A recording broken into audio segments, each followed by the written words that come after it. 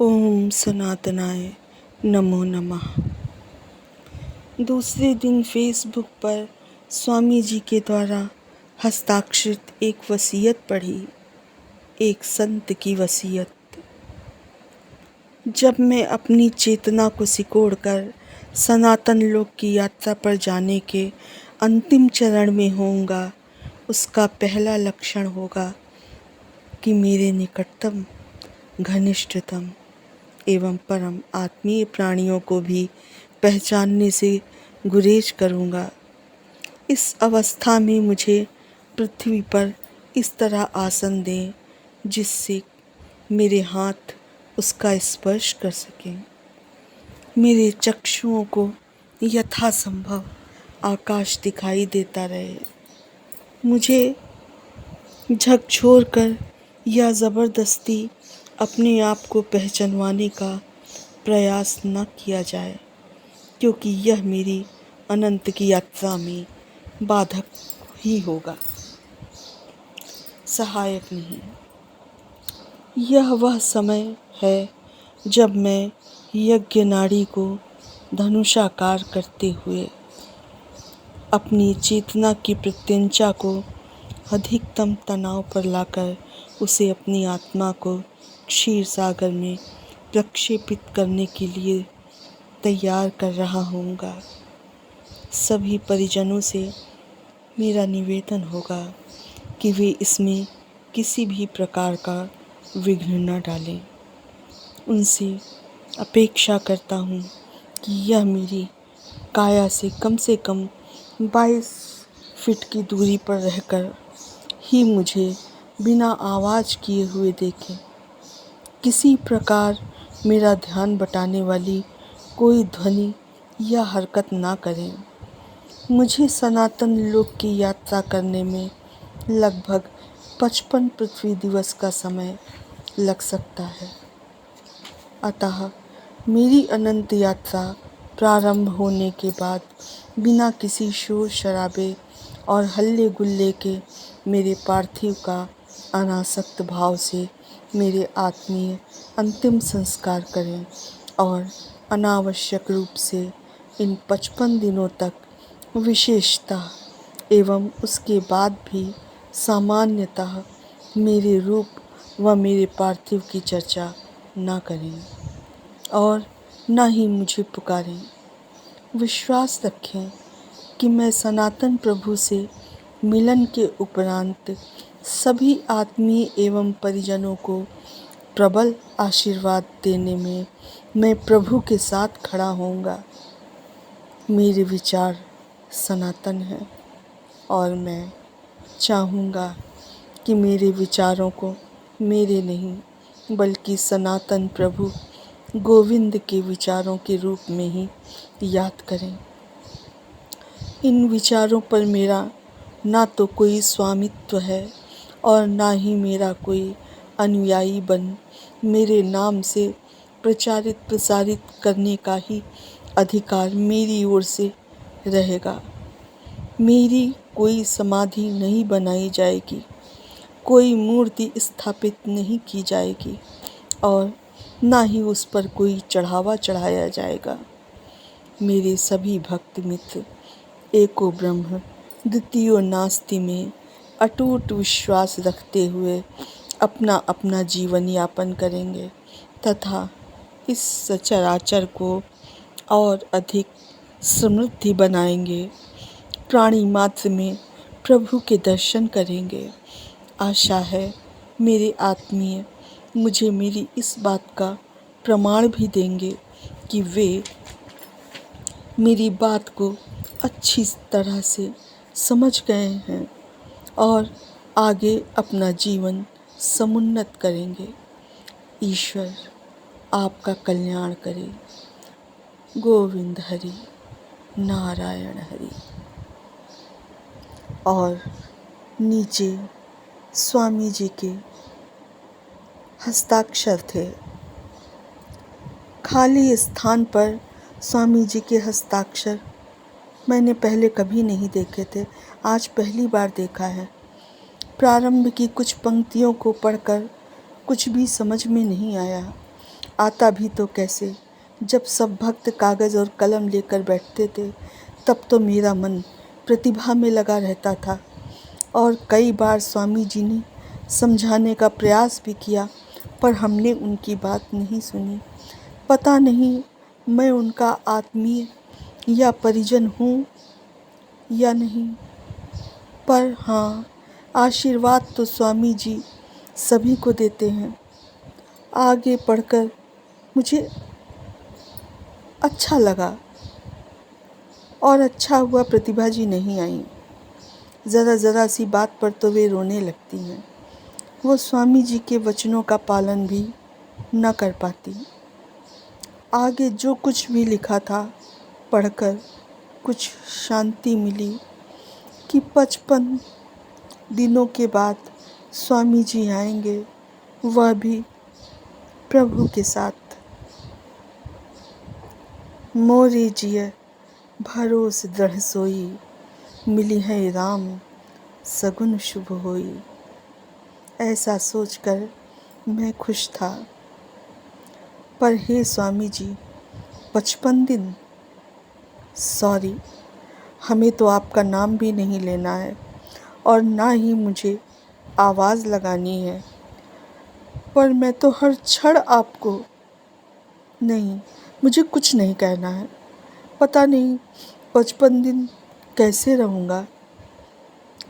ठीक है, एक काम करता हूँ, जो शब्द शोकाकुल होकर चले गए हैं उन्हें मनाता हूँ और समझाता हूँ कि तैयार रहें, स्वामी जी अवश्य आएंगे। तब तक हम भी गोविंद प्रभु जी से ही बात कर लेते हैं। हे प्रभु गोविंद, ये जो आपसे मिलने आए हैं ये स्वामी जी हैं। प्रभु, मेरा नाम प्रकाश है। स्वामी जी के सामने एक प्रार्थना करते हैं हम सब। तुम ही हो माता पिता, तुम ही हो बंधु सखा, तुम ही हो। अब प्रभु आप समझ सकते हैं कि इनके बिना हम और हमारे शब्द भी उदास हो गए हैं। इन्हें लेकर जल्दी ही आइएगा। हे प्रभु, सब कहते हैं कि स्वामी जी शरीर से हमारे बीच नहीं हैं, पर वे आशीर्वाद के रूप में सभी के साथ हैं। पर बताइए, जब हम आश्रम जाएंगे तो मेरी हर बात पर जी बेटा जी कौन कहेगा? मैं अदृश्य, अस्तित्वहीन, मुझे कोई पहचानता भी नहीं।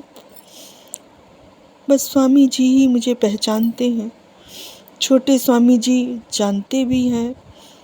तो मेरा यह हाल है तो उनका क्या होगा, जिन्होंने उनकी इतने वर्षों तक सेवा की है। हे प्रभु, हमें स्वामी जी को बहुत कुछ अपने बारे में बताना था। जब स्वामी जी थे तो हम अपने मन की सारी व्यथा उनके सामने कहें या ना कहें, वे अपने आप समझ जाते थे। अभी हमने उनको अपनी पूरी कहानी नहीं सुनाई है। 55 दिन बहुत हैं, तब तक हम क्या करेंगे? हम बड़ा आप पर विश्वास करके आपको अपनी कहानी सुनाते हैं।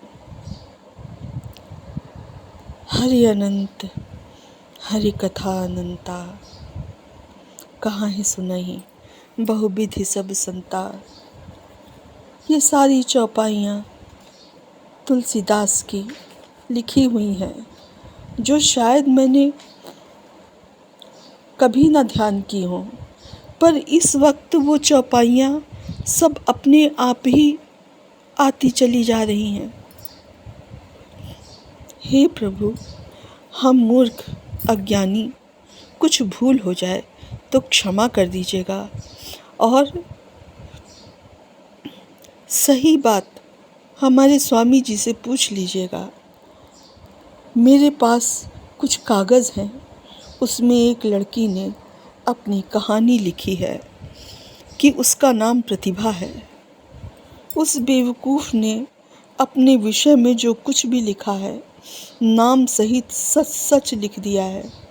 माफ़ करिएगा, हमने उसे बेवकूफ़ कहा है, पर जब आगे उसके कारनामे सुनिएगा तो आप भी यही कहिएगा। उसने लिखा है कि ये कहानी प्रतिभा और प्रकाश की है। उसने मेरी कितनी तारीफ़ की है, यह हमने उन पन्नों को पढ़कर जाना। उसे संगीत का बड़ा शौक़ था। एक छोटी सी लड़ाई पर, खैर प्रभु आपसे क्या छिपाना। एक दिन उसने मुझे बताया कि उसे बिल्कुल मेरे जैसा एक लड़का दिखा है और प्रकाश, मैं उसी से शादी करूँगी। उसने कहा और मैंने सुन लिया, पर मैं उसके साथ हमेशा रहता था। मुझे पता चल गया था कि वो मेरे जैसा तो हो ही नहीं सकता, पर कहीं ना कहीं संगीत से उसका जुड़ाव अवश्य होगा। मैं बहुत ही यथार्थवादी हूँ। पिताजी जिन्हें मैं सदा से नतमस्तक था, वो नहीं चाहते थे कि वहाँ शादी हो। मैंने भी उसे समझाने की कोशिश की, पर उसका रौद्र रूप मैंने पहली बार देखा। उसने कहा, हम तुम्हें हमेशा के लिए छोड़ देंगे। इतना कहकर वह मुझे छोड़कर हॉस्टल चली गई। यहाँ उसकी शादी तय की गई या नहीं, मुझे कुछ नहीं पता। उसके बाद जो हुआ मैं आरंभ से लिख चुका हूँ। मुझे बहुत अफसोस हुआ कि उसने मेरा विश्वास तोड़ दिया।